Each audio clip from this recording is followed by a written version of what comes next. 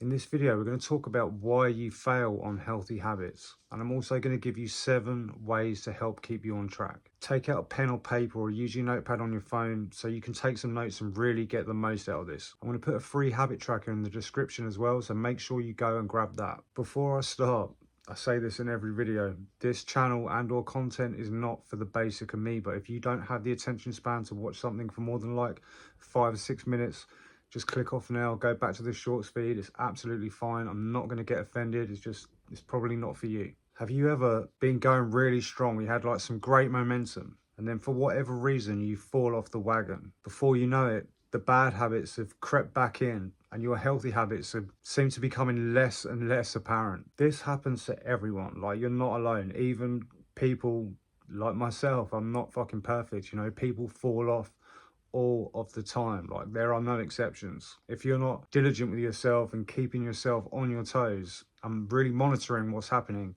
it can happen to anyone. Anybody can fall off. So don't feel bad about yourself, okay? You are not worthless. You're not a shit human being. You're not terrible at self-improvement. You're not a terrible person. You just probably need a little bit of education around this part of yourself. The first tip to help you keep on track is to start small. It can be quite daunting, right? You've got these big goals and you're more concerned about the end result, okay? And it can get very, very daunting.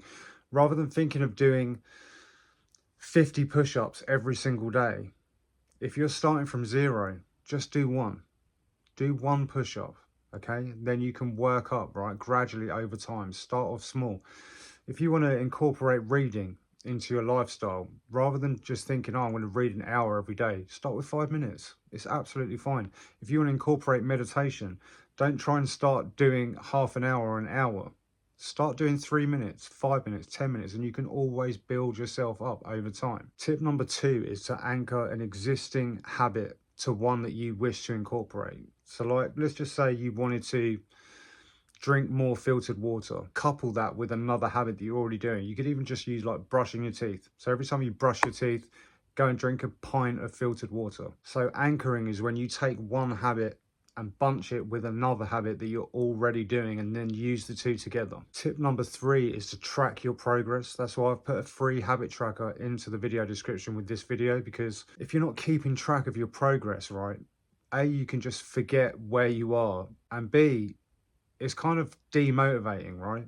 If you're not tracking your progress, you don't get that like motivational boost. If you can see that you're making progress, this is what spurs you on to keep going, to keep trying. And then you can continue to make even more progress. So you have to track your progress. Tip number 4 is to make it enjoyable. Try listening to a podcast on your workouts, or it's like listening to music, right, when you go running, because it just takes your mind off it. It makes it more enjoyable, more fun. Tip number 5 is to remove friction. If you are struggling with your diet, rather than, I don't like to say this, but rather than having your junk food items sitting around on your kitchen side, just put them away, okay? But if if you're like me, just go on better and just don't buy any fucking junk food, because if you have it, it's always going to be there, right? At least if you don't have any junk food in the house, you're going to have to, you know, maybe put your shoes on, hop in the car and go to the nearest supermarket or shop, you know, like, make it difficult for yourself to cheat on your diet. If you struggle with your screen time and social media,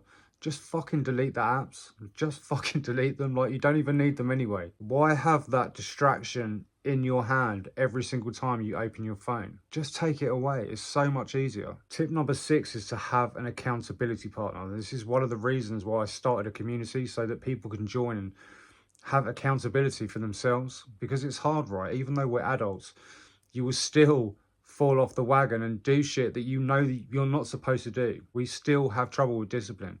Having an accountability partner or somebody looking over your shoulder, someone that you can share information with, is going to help stop you from doing that. And tip number 7 is to not break the chain. When you're on a roll, if you skip one day, get straight back on it and don't skip 2 days in a row. That's very, very important. It can be very demotivating if that happens, because before you know it, you can start a downward spiral very, very quickly.